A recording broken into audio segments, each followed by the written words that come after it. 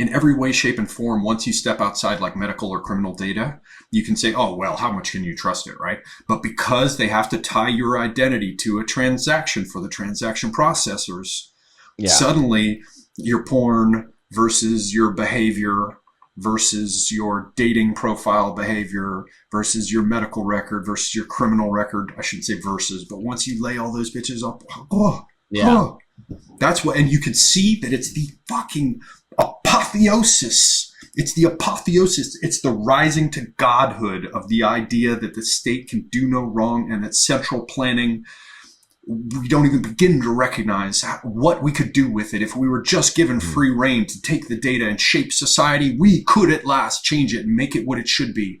So I think there's no, it shouldn't be surprising to anyone that the Chinese, who are gathering so much information, now they're requiring that you, in order to have a cell phone account, you have to have an image formed to your face, that they use with their recognition software. The apotheosis of the communist, centrally planned utopian state, that we're coming at it again because they're like, well, yeah, maybe we got it wrong and 100 million people died, but this time.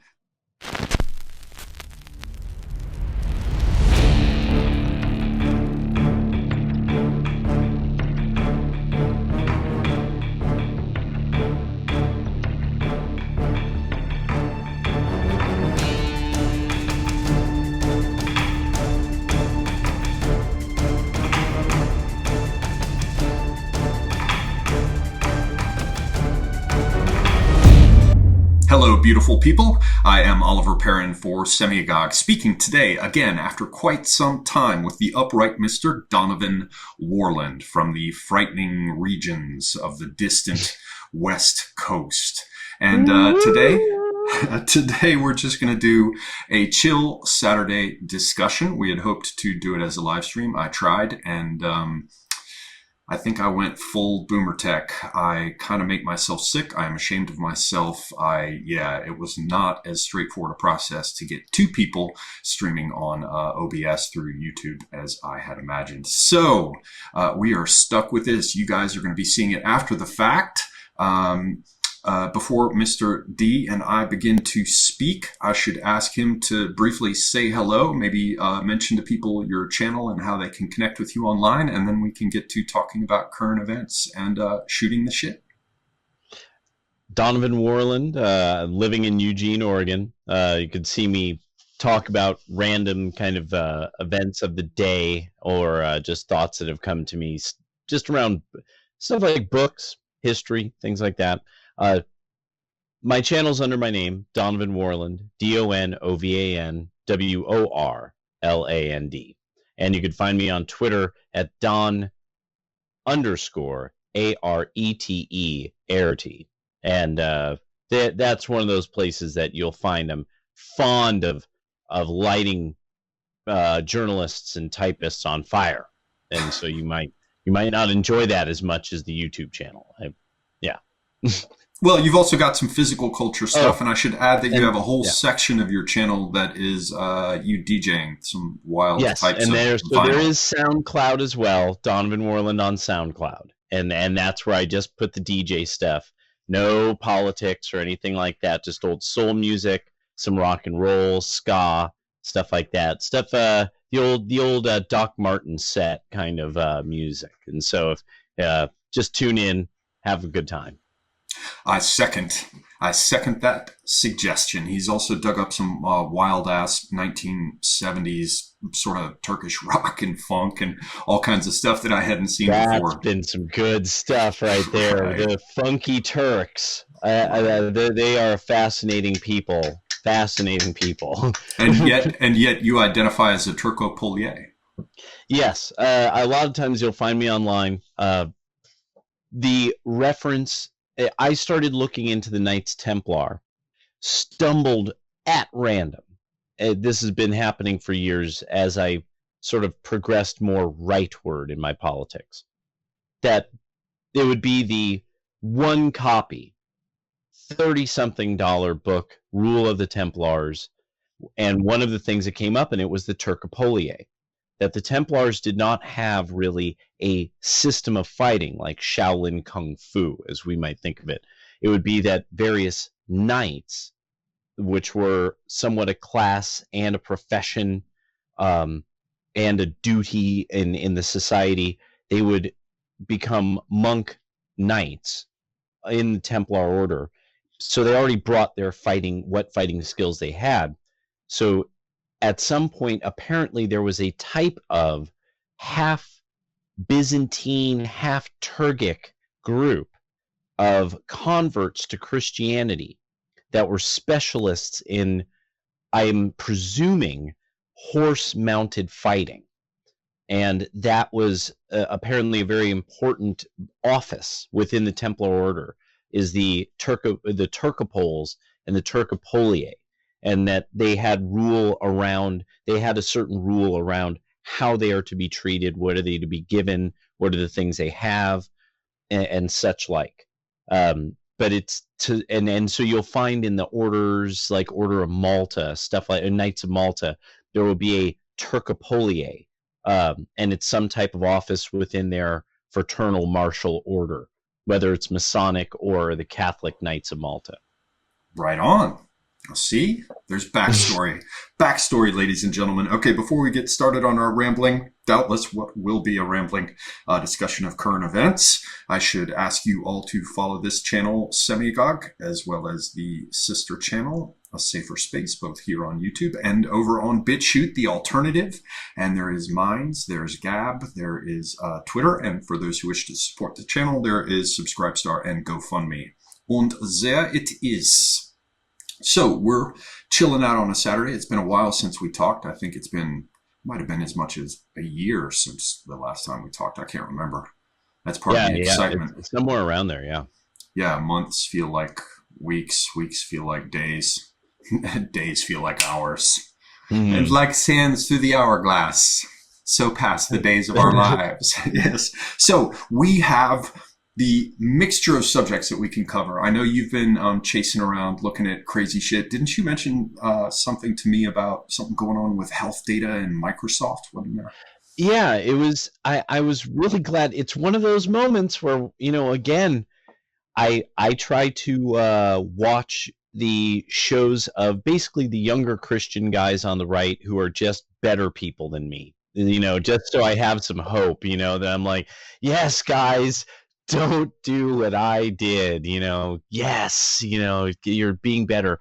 And then there's somebody in chat who keeps dropping all these things about Microsoft. And so the guy who's doing is Dashing Rogue. Dashing Rogue has a great stream for young Catholics out there. And he's like, hey, I can't keep up with whatever you're talking about here in the chat. And so he's like, oh, and I'm like, oh, okay, well, what is he talking about? I just look up this one, Microsoft M12 Venture Capital. So it's their big experimental venture capital thing. So I think some people have probably been noticing this. There seems to be a way that venture capital groups have congealed, become smaller, and extremely secretive. More tightly held, presumably. Yeah, I'm thinking more tightly held. And because the more I try to I've been finding this with pico satellites, so real small satellites that are set out in arrays so that you could really get a lot of data, in a region. Right, so cutting edge material. Now, don't wander too far for our viewers because we got And so I've been finding these venture capital groups that are really real secretive. So I thought, well, if Microsoft is having some big venture capital thing on all these projects, this would have to be big. I would figure people. No, they've been keeping this real quiet. You could find it on Facebook. You could find it all on Twitter. They even have a YouTube channel. So this is going to be taking the Human Genome Project, where they have access to genomic data, and working that into something as Eagle Genomics.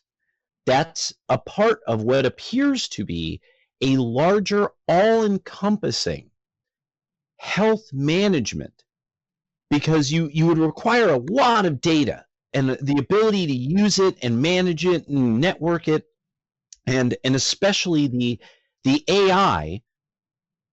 They have a user interface company that's developing super smart, adaptable user interfaces, so that your new Microsoft. So basically, you'll never, the Internet Explorer, whatever Microsoft uses, Edge or whatever it is going to get smarter, and it's going to do what you want. It's going to figure it out. And it's Oh, also you going to want be to do pulling this.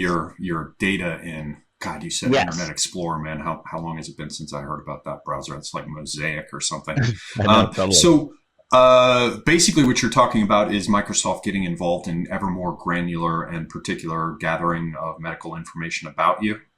Yes, and it seems that it's as we saw with, say, Amazon.com trying to come up with ways of wiring your house for everything you need. Right, You Internet have of Amazon, Things. the Internet of Things, that everybody's trying to do this in various ways. We got wind of this, most of the right got wind of this with Huawei and the channels that 5G. that cover China and China. I like I know, China. totally, dude. That was, yes, I was catching. I was like, Sorry. ooh, yeah, oh, that when Trump started mentioning the various phones that he would, no, we're not allowing anyone to use these phones in the government, this, that, and then the rumor that was presented as a story, I believe, by The Intercept, that China had, was in our chips all throughout the military industrial complex. So then suddenly that year, everybody agreed to this gigantic new amount of money into the Pentagon and into the Defense Department. And the Democrats went, bam, nobody said a word. Nobody said a fucking word about it. And I've been sitting there like, that's a lot of fucking money. Right, their And tickets nobody said shit. had been punched very early on. So, okay, it actually sounds to me like we're kind of talking about two things. One is the increasing interest of big tech players in gathering a whole range of types of information about you, including medical. And I've talked in the past about how the medical is going to overlap with the mental health, obviously, because they're of a piece. The mental health is going to overlap with the criminal. The criminal is going to go into databases for national security and, the National Criminal NCI, whatever the fuck it's called. Oh, and did you buy a gun? Because they might know that too, based on what kind of payment system you're using. Are you using the payment system? Right, because we've got the business going with charges. We've got the business going with whether or not you purchased a firearm. You've got your going in and out, your travel records. I mean, there are a million different ways these overlap. And then when you start talking about things like your email, which is very often handled by online services, compared with your search activity, compared with your views of Google Books, compared with the GPS information associated with all of you. I mean, it begins to come together more and more. But then you took that element, which we were just covering, and you jumped over to 5G. Now, I've been doing a fair amount of work for companies that are attempting to be ready. I've been doing consulting work for companies that are attempting to be ready for what's coming with 5G. And obviously, I can't discuss this stuff for the clientele, but the general picture is everybody is looking so closely at the types of changes that will come. So once 5G comes in, I mean, you may know this already, but if our viewers don't, 5G is not really going to significantly affect, for example, how well a stream runs or how much resolution that you're going to get out of your video picture. I mean, there will be some of that, of course, because it's going to so exponentially increase the bandwidth. But as I understand it, the vast majority of the new capabilities in the system that 5G will allow will have to do with what is really the machines talking to each other. So when we have Alexa doing its thing, we have the business with turning on your home lights outside, your Ring doorbells, your automatic pet doors, thermostats like Nest, garage door openers. All these things are going to be running on that network, so to speak. I mean, I'm screwing up the terms. I don't know if we could call it a network or a sub-network, but the bandwidth that is now becoming available or will become available through 5G is going to have a lot more to do with the Internet of Things. And then you introduce all these old weird things like edge computing, where you're not just dealing with a server or a client-server relationship. You've also got the idea that each of these miniature devices, from a bedside alarm system, music player, or whatever, to a door camera, or like I said, a garage door opener, or your cell phone, each one of those things, increasingly the stuff going on in your car with its own computer systems, each one of those is capable of processing. They call that edge computing. And so 5G brings all of that together. And then you've got this whole story that you're talking about with data, and the way in which people are trying to stack these different layers on top of each other to yield an ever more complete picture that we have glossed for us as big data. What's going to happen is that picture is going to be rounded out with everything you just talked about, from health to mental health to criminal history to travel records to firearms purchases to divorce court and filings, GPS, whatever it is, right? That's going to be cross-referenced with, what kind of food's being delivered to your home, what time period your refrigerator doors open, your usage of electricity, your travel on road services. I mean, it's just increasingly going to come more and more tightly together to yield this hot, smoking, burning eye of Sauron that is trying to stare up everybody's asses, like the panopticon. What do you think is going to happen? Are we all going to hell, Donovan? Well, here's a way that we could apply some of this that most people never would even think of, because they see this every day, probably about 20 times. Smart watches. All those I think it's called Fitbit or something like that. Fitbits, they caught the guys running and at the military base. Well, the whole thing about it is that can read your, I believe, the rate of your pulse or something like that. Heart rate and steps counted, that kind of thing. Yes. Well, the beautiful part about this is your heart is in a chamber that's been uniquely shaped by your genetics. So much so that your heartbeat within that chamber makes a specific sound and resonance. This can be picked up by Fitbit. A heart print. A heart print. And if people look it up, it turns out they figured out, wait, but the way this technology works, all you have to do is aim a laser and have the same end analysis item with the same software. It will still read the same information. Oh, that's like the business of you when you're in a glass room in an office building. Apparently, if you're outside listening, you can't hear what's happening. But because of those glass windows and the good seal on these modern high-tech, glass and steel skyscrapers, what happens is they can run a laser and hit the glass surface. And the vibration of the glass surface will transmit the speaking that is otherwise inaudible. Yeah, and that's a big one in Cyberpunk 2020, the role-playing game. It was laser mic, William spying on a corporation, But yeah, that could be done to the chest, and somebody can actually pick up your heart print from like 200 feet away. We got no idea what kind of juicy fucking tech that all the secret squirrel people actually get to use, like those who, get written in for distribution of whatever the latest goodie is. Totally. And sometimes it, like the one that with reading the heart print from a distance, that was like a one of those lab boy things where one guy's like, wait a second, did you know you might be able to, well, let's give it a try, we make the death machine, and so this thing could kill anybody. Yeah, right. Sweet. It's like you guys have to love eggheads for that ability to make deadly motherfuckers, man.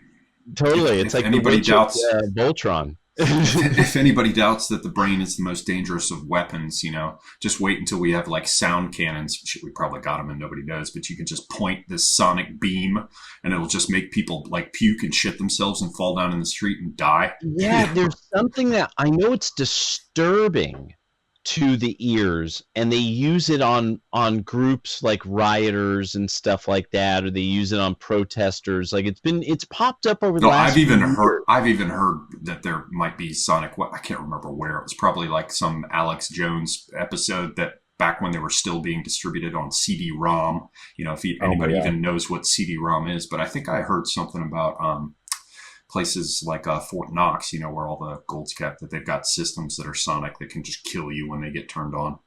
Oh my gosh. Who knows? Who knows? But there's that business about 5G. Maybe we can bring this around a wrap and then pick another subject. But I have heard something, and surely since you're out there on the crazier edges of the interwebs, you may have come across it.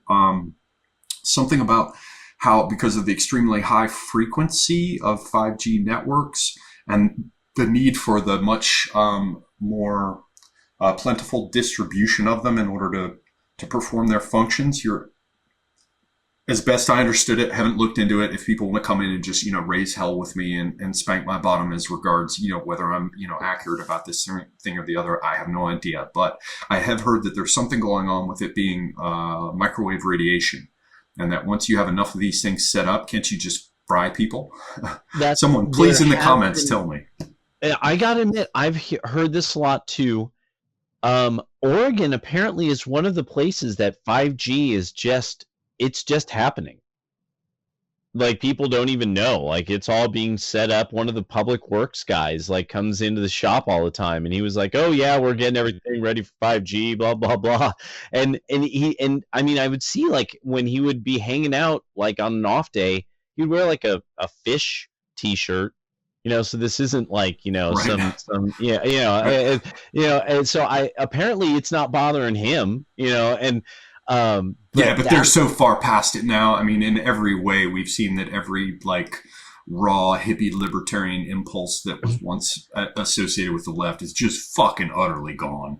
Like, gone. I mean, but it's like, it's one of those things that is noted. Like, I'm like, he doesn't seem to really, it didn't seem to phase him. And so I'm like, okay, interesting. Then I've been waiting to see, like, on the cork board, who puts up the 5G stuff. It doesn't come up as much as I would think it would. I've been a little surprised. And I'm like, and you know, you'll see a thing where, that they'll all meet at the Methodist church, you know, because the Methodists are pretty much leftists, you know, now. And so it's like they'll all go have something at the Methodist church of the thing about 5G. It's possible threats to, you know, the environment, blah blah blah, and so I'm like, okay, you know, that, but it's pretty rare. And this is you know, this is the acid dropping, you know, capital, you know, like, this is where it all came from. All those acid droppers who started writing books that everybody's like, oh my god, this is blowing my mind, galaxy brain, you know. Right. And the clock radio is talking to me. Yeah, sure. Future shock. You know? Future shock. Right. Those are the people who've never said fuck all about cell phones, for example. You know, the fact that you're carrying multiple microphones and cameras in your pocket at all times. You know, they don't seem to think that there's anything that could conceivably be abused about the idea of just a Fitbit. You know, like we were saying earlier, the track that this guy was running on a military base, that nobody was supposed to know about it, but he got up in the morning and ran this route, and it counted his paces on his Fitbit, and it showed anybody who could hack it where this military base was and its perimeter, because he ran along the outside fence, and that's what was tracked with the GPS information. It's just like, begin to think about that and then cross-reference it at all the various levels with what's called big data that I've never seen. And no, I'm not in quant research. I get involved with qualitative. So I'm more doing ethnographies, as I like to call them, somewhat grandly. But I'll go out and interview people. But even so, much of what I do when I do that is based upon formulating how you're going to approach these interviews, what you're going to be looking for, what your questions are going to be on the qualitative side, based on what you have as segmentation data for your demographics, who you're going after, you know, what age range, what income range, do they have children, do they not, you know, whatever. So we base what we do on empirical data, and some of these big companies that I've worked for have enough money to get their hands on what's called big data. And I've still never fucking seen any of it. Any of it, not a bit. The closest I've come, as I think I mentioned in another clip I've put up sometime back. I can't remember when, but there's one guy that I'm friends with who's been working in advertising for a long, long time. And he's worked in a lot of great places, very talented guy. And he got back to me when he had finally worked with this one client that had paid for a Cadillac version of the information that Facebook can give you when you really want to nail something down in a granular way. And my friend who I'm talking to has worked for lots of big companies. He's been on the client side, or has worked on the client side as well as on the agency side at 30 years, if you include marketing and all the rest up through advertising and branding and research, and all around the world. And he's like, I've never seen anything like how narrowly they can pinpoint something. And when you think about exactly what we opened this discussion with, which was, for example, Microsoft getting involved in medical data and how that gets cross-referenced against all the rest, like there is a dimension of this that is the whole being greater than the sum of its parts. When you begin to look at all the different sources of information and the ways in which they can cross-reference, it's crazy. So you know what? Fuck a bunch of the Chinese having 5G. Let's just leave that hardware dimension out of it, because it's one thing for my body to be fessing up every detail about my personal life, but for my refrigerator to be talking behind my back too is like, I don't know if I can take it. Here's a weird thing that I was uploading something earlier. Somebody, HBD chick, had from way back, and it got retweeted, a assemblage of data points from the American census on illegitimacy rates as reported from 1880 through 1980. Race is white, race black. So now we actually know, well, how nuclear were these nuclear families. This is all more data that is going to be in these systems, because Ancestry.com and 23andMe and 23andMe and because it's all, they said we could sell it, so the thing that I was looking at, this never less than a quarter of black children have always, at all times, from what we know, been raised in a broken home. At least a quarter at all times. Usually it's floating around 30 to 40%. Once you get to the Great Society, that's just that's what that was a glass pipe, wasn't it? it just explodes, and now it's at 7 out of 10, every 10 black children born out of wedlock, most likely going to be raised out of self. But what's the white rates can't be good either, man. They got to be fucking awful too these only days. Now I think it's at 30 to 40% for white Americans, from what I know, but I'd have to take a look. So and we're still at the outside in the teens, right now, but we're now approaching the true outside of the funnel of doom. The sales funnel of doom. Yeah, totally. And one of the things that hit me is when looking at this information, because the way this guy wrote this paper, he actually had to begin with, we would have been told that after the Civil War, there was this period where black Americans suddenly found each other across states. We have these anecdotes. We have a story, a narrative that we all know, which so at some point something horrible happened, and people stopped raising their children. So there must be it's such a mystery. It must be the white man. Once again, now we have data, and the data says, whoops. Oh no, yeah, whoops. Actually, in fact, the idea of Christian marriage is Christian marriage because a really small number of Christians did this, like a lot and consistently. Most people were poor and European.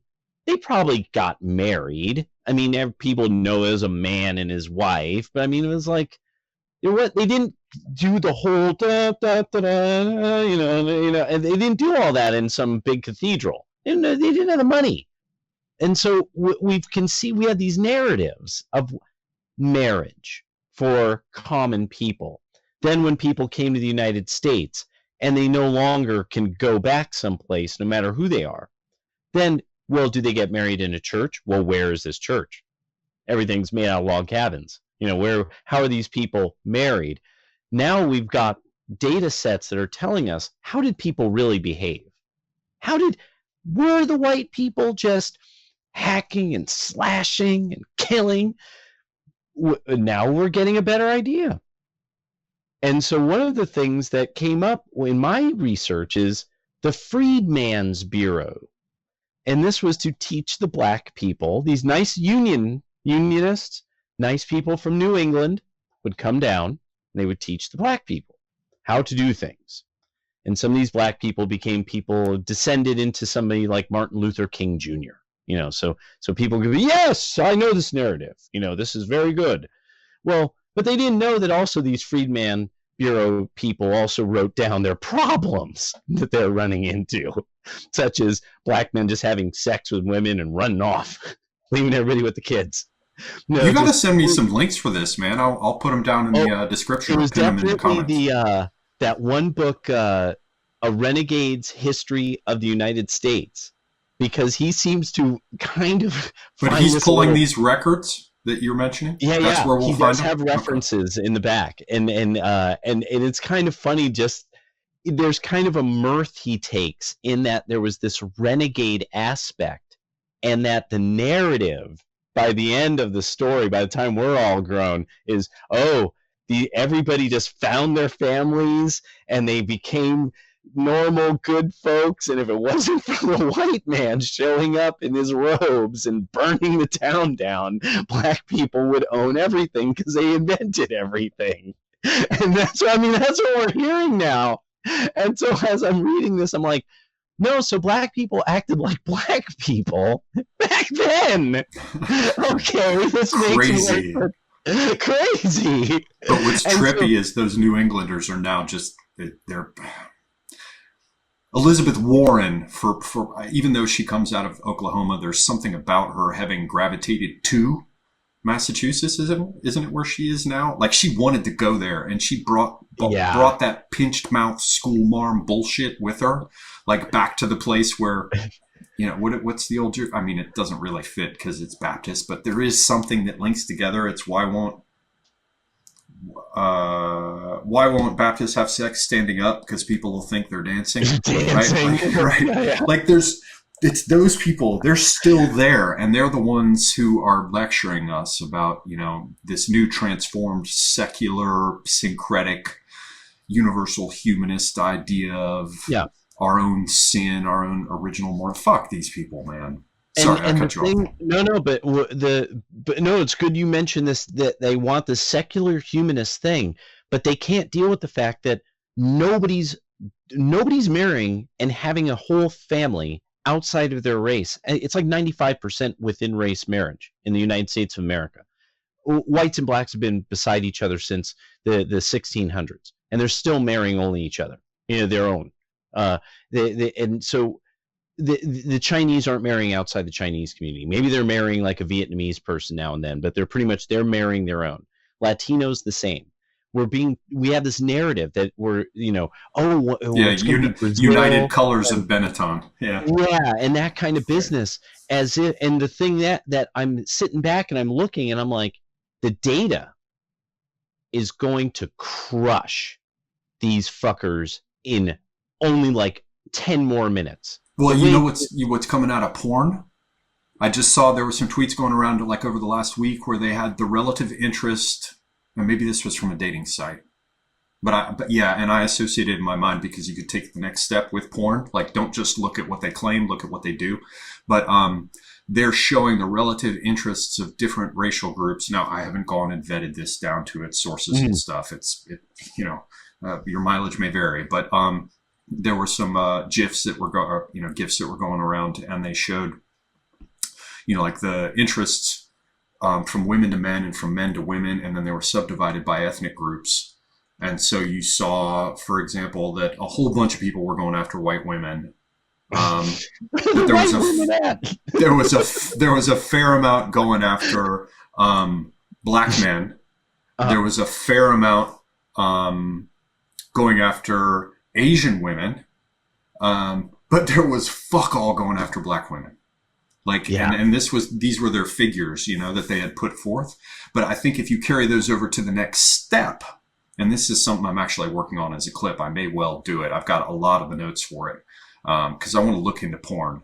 And in particular, the claim that it's always the Jews that are responsible for porn. I'm not arguing that there aren't tons of Jews involved in the porn industry now, but I went and looked at the origins in the U.S. and I'm seeing, you know, Bob Guccione's a fucking Catholic, and you know, Hugh Hefner was a Methodist from the Midwest. So you know, and then I looked at the directors of some of the earliest movies. Not saying there weren't Jews involved, but like clearly at the roots of it, this is a white thing. So then I jumped over and I'm looking at the origins of French postcards.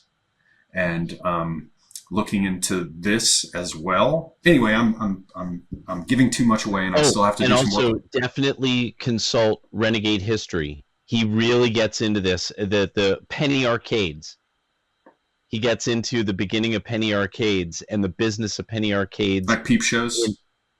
And those on the East Coast, and how they ran into the motion picture guy who was on the East Coast who had it locked down.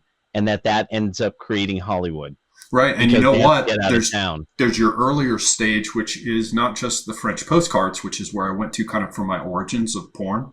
Right. Because I don't give a shit if in ancient India or, you know, under Chandragupta, they had, you know, some sort of frieze or some sort of sculptural ornamentation that shows people fucking in 500 different. Look at him. He's doing this one to it. But. You know, there is sort of a modern origin, and as best I can trace it. If anybody disagrees, let me know in the comments. But I traced it back as far as the French postcards, and the French postcards were primarily stereoscopic, right? Or a lot of them were, you know, where you have the little thing that you held up to your eyes. Like okay, that's what I was wondering. Okay. So there is a tie with the postcards to the stereoscopic image, and then to the Nickelodeon and the Peep Show and the rest of the stuff that you're talking about. There is a trajectory probably. But to be honest with you, I haven't been able to find a whole bunch of Jews among the earliest photographers. I'm finding Gentiles, just like I found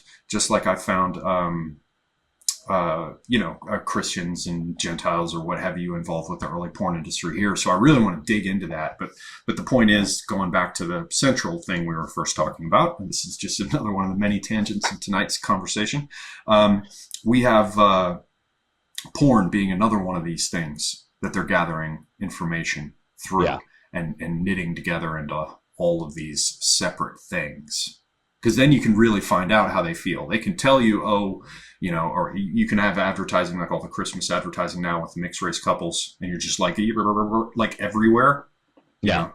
You know, but like everywhere. And you're telling me what figures like 5%, you know, but then when you look at the porn statistics, or I'm sorry, not the porn statistics, dating statistics. I would like to carry that the next step over, and I'd love to see what the fucking Pornhub data is for you. Know, what people are watching, what content, and what age range, vis-a-vis a particular ethnic category. Yes. And because, I mean, that's all, I mean, all credit card based money, that's all, the money. And then because that's the best point that you made there. And that has to be added to everything else that we're talking about. In every way, shape, and form, once you step outside like medical or criminal data, you can say, oh, well, how much can you trust it, right? But because they have to tie your identity to a transaction for the transaction processors, suddenly your porn versus your behavior versus your dating profile behavior versus your medical record versus your criminal record, I shouldn't say versus, but once you lay all those bitches up, that's what, and you can see that it's the fucking apotheosis. It's the apotheosis. It's the rising to godhood of the idea that the state can do no wrong and that central planning we don't even begin to recognize what we could do with it. If we were just given free reign to take the data and shape society, we could at last change it and make it what it should be. So I think there's no, it shouldn't be surprising to anyone that the Chinese, who are gathering so much information, now they're requiring that you, in order to have a cell phone account, you have to have an image form to your face, that they use with their recognition software. The apotheosis of the communist, centrally planned utopian state, that we're coming at it again because they're like, well, yeah, maybe we got it wrong and 100 million people died, but this time, before we didn't have big data. Well, and actually, even to tie this kind of loop it back in even more, is one of the things about the whole Microsoft venture capital deal is, I don't remember if you recall, Trump made sure to talk shit about everybody. So everybody then, of course, had to react. Well, how did Microsoft react? Microsoft was like, we love America. Right. They seem to do the we're cooperating thing, didn't they? They did. They started cooperating real quick. And I'm sitting back like, that was a lot of money in the defense budget. Microsoft suddenly is on it, and doesn't seem like Bill Gates or Melinda Gates have shit all to do with the process. Excellent. They're doing their Globo Homo thing. Because it's the Melinda Gates Foundation, right? Yeah. So they're doing their thing, and which then I sat back and I said, of course that would hurt even more if Melinda and Bill Gates are phony Globo Homoists, to see Trump go, I am going to take this and use it. Thank you. Now you go and do your foundation business, Bill, Melinda. I'll take this awesome thing called Microsoft, and I'm going to make it great again. Well, there was a bunch of that, because back in the day, you may remember, Tim often likes to talk about it, there was a big period where it was all about going after Microsoft because, it was all monopolizing. That's when you had the Sun Systems and Java people everybody else was against Microsoft, and the government came in to break their monopoly. I believe it was under under Bill Clinton, but I'm not sure. I think it was the end of Bill Clinton, maybe.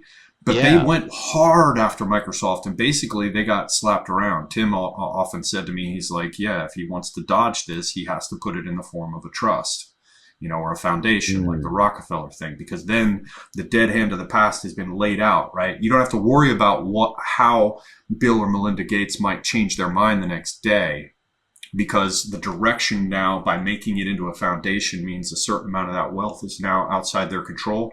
And the trajectory of how it will be applied is explicitly given in the mission statement, or the scope of things that trust or foundation will deal with. But they had to slap Microsoft into line, and a lot of people forget. Boy, okay.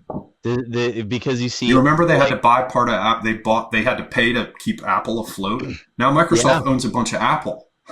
Now, what happens to Microsoft's own share of Apple that they were forced to kind of buy into when Apple becomes the richest company? I mean, Bill Gates is still behind the scenes. He's a serious fucking player. Yeah, and Bezos is nouveau riche. Yeah, and I've been thinking about, people have been saying Apple has a severe problem with sort of staying new. There's been these people who are tech critics and stuff, and they're like, no, I'm sorry, I'm betting in the long run against Apple because there's not many places they can go, and they're being very iffy on who they're going to be with, America or China. And I was like, really?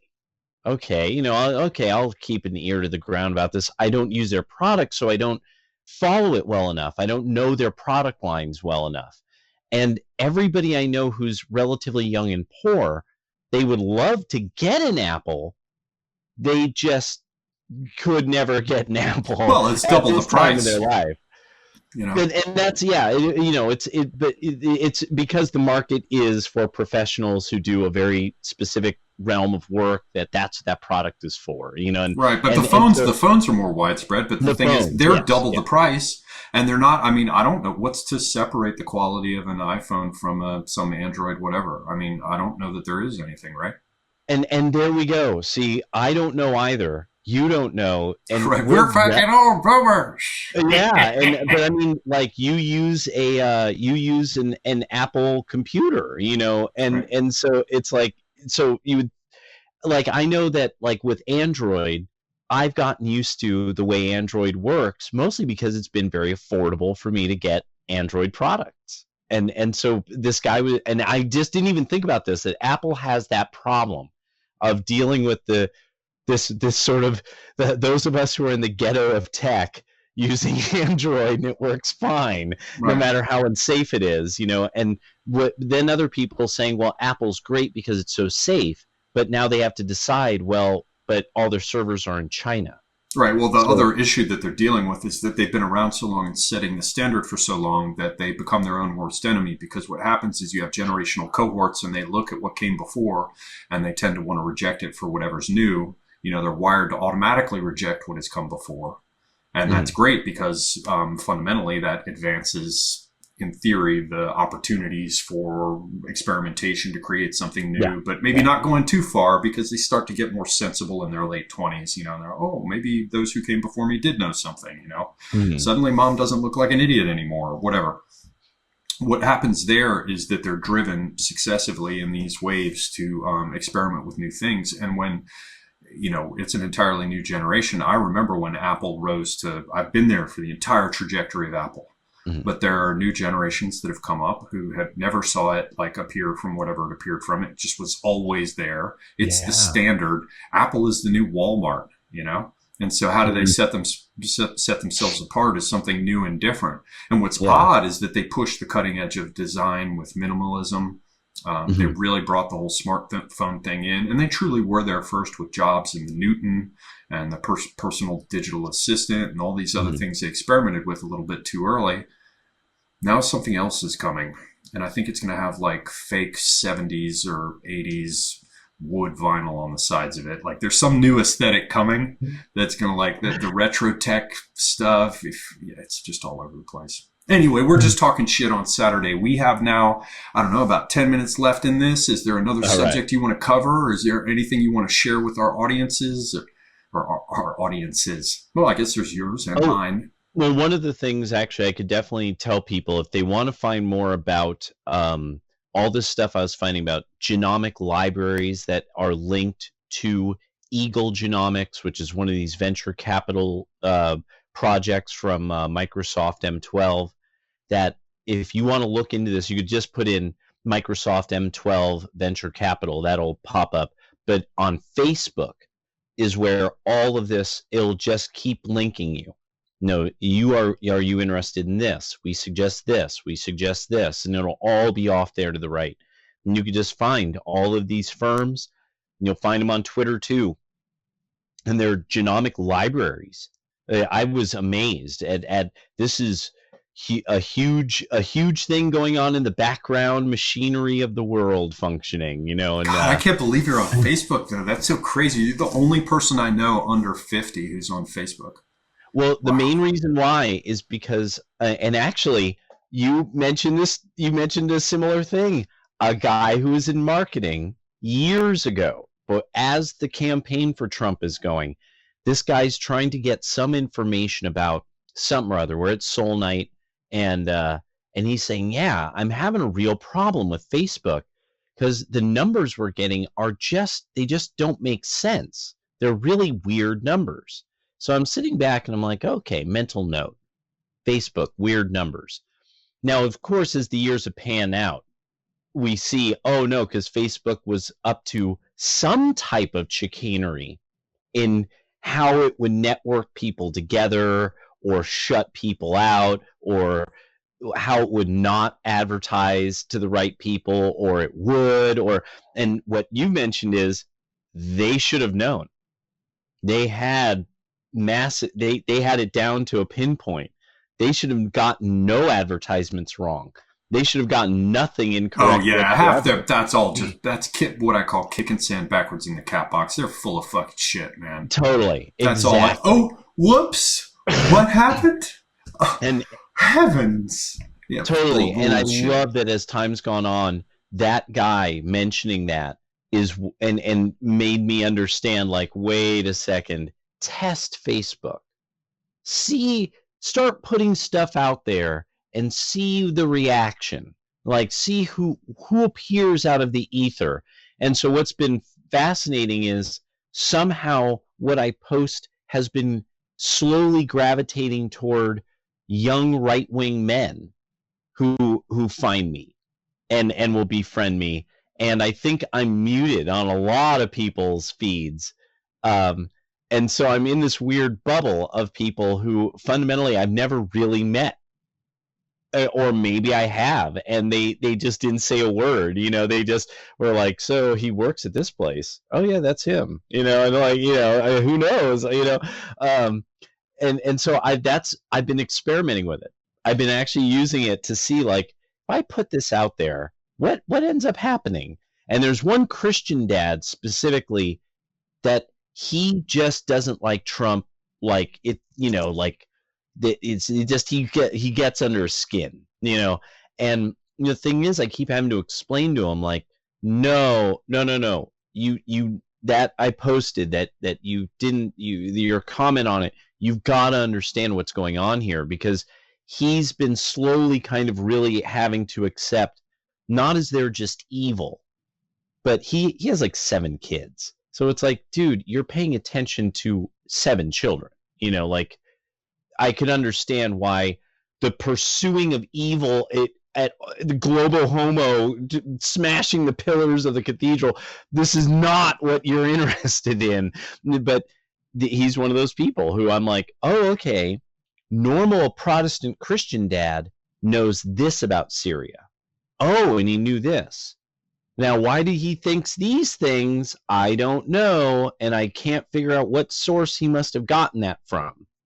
But good to know, because whatever he's getting this from is probably Christian dad news, and it's Dad not news. correct, Right, and you're doing that on Facebook. So it kind of brings to mind, I was just talking with a friend who had worked at Earthlink back in the day, and apparently Earthlink is still around. Earthlink is a company that provided dial-up connections. Back in the days of AOL, and apparently they still serve about 800 or 750,000 or 800,000 accounts around the U.S. that are on dial-up, dude. Oh my gosh. So yeah, I shouldn't be talking any kind of shit about Facebook. For all I know, America Online is still around, I know, totally, so dude. You probably run into a particular type of human being that's, still using a dial-up modem. I remember my friend told me when they had the I think 1200 baud or maybe lower even, but they had the low baud modems. You might be too young to even remember when they had like 12 and 24 baud, 9600 baud modems. It's where you dialed up on the phone connection and you heard the modem making sound like a fax machine does. Yeah. Well, apparently in the earliest phases, so my now similarly aged hacker friend tells me, back in the day there were a few people in the world of hacking, which is like Matthew Broderick, War Games, right? like that day, like that kind of computer. Like to play a game, right? And they could actually listen to the baud modem and translate it, because it was moving slowly enough. So it's totally like straight out of a Frank Herbert novel. You could see the guy chewing spice with the stained lips and listening to the 1200 baud modem, the spice to my lips, my ears to the modem. I can hear that. Right. So yeah, I can see why I shouldn't be, talking shit about, people, under 50 being on Facebook. I mean, I'm sure there are lots of young people who are, but it's just a fucking trip. Well, we are now coming up on where I should cut this so that I can edit this and process it without choking up my now no longer new Macintosh. I do want to tell everybody who's watching, go check out Donovan Worland's YouTube channel. He's just short of 2,000 subscribers, and I have for quite some time. And always just short of 2,000. Right, because those fuckers have locked this system down. If you look at my channel performance, it's like all over the place, and then it's locked. Oh for the man, last I year gotta and a admit I half. haven't looked for a while. I'm really bad about doing all the background stuff and all Well, the that's good. Then real. why even bother? There's nothing to be worried about, I right? know. Yes, there we go. No, Spin the good vinyl and point. Thank you. remain blissfully unaware. Read your dad news. Everything's fucking Winnie the good. Pooh. I know. I'm just like, oh, honey. Yeah. Right on. But definitely check out Donovan's YouTube channel if you dig it. Follow him on Twitter and me as well. I am pretty active over there. So is Donovan. And we definitely need to get together and talk again soon. So hopefully we can Yeah, hook that totally. up. Just find the right topic. And once I can figure out this live stream thing, man, forgive me because I know some of the channel viewers were in there when I was trying to get it set up and it just crashed and burned because I'm a boomer. But I would like to get some group discussions going as well, with like 3 or 4 people. So I gotta admit, I've got boy, there's a dangerous one that I'm reading right now. I'm reading the memoirs of Reinhard Galen. So to hear this guy basically slowly map out the inefficiencies of the intelligence during the now armies that's of the Third mid. Reich. I was about to say Oh, that's mid 20th nine, century German, right? yeah. He was actually the Foreign Armies East intelligence head, and we recruited him at the end of the war, which it begins with that story of, I mean, straight out of was it Moon Over Monday or whatever? I mean, like this guy on a motorcycle in German countryside trying to get to the airport, not get recognized. But the whole thing is he figures out, wait a second, we get all these reports all over the place. Every morning, the chancellor needs to wake up and have people available there who can give him a breakdown and summary of all intelligence. He invented the president's daily briefing. But he didn't say this because I mean, he's so German. He's just telling exactly what. And yet that's where it came from, right? That's where it came from. And so I'm only about 50 pages, 70 pages in. It's about 200 some pages, and already I'm just like, this is just blowing my mind. Right. It's probably not good to flip the rocks over and look underneath to see how tightly some of our more recent government institutions, the ways in which they relate to that experiment, that mid 20th century German experiment. Mid 20th century, yeah. And so now that's my area. I'm reading through a number of books on all the dirtiest parts of it. The Havara Agreement, Reinhard Galen, right. IBM and their involvement, the first computer used. So, how tall you say you are? And your mother is, and so and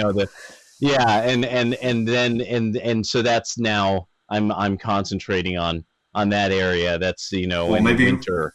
Maybe we can do some kind of group discussion that pulls these various elements in. Totally. We will have to save that for a future discussion. In the meantime, I want to thank you, sir, very much for joining me. I'm sorry it's been a while since we talked. Yeah. Chalet. And always so keep it funny, folks. You got to laugh. Absolutely. Keep yourself well connected to what matters. So we will talk again in the near future. And I want to thank everybody for joining us in this discussion. Until next time, I'm Semi Agok, and I am out.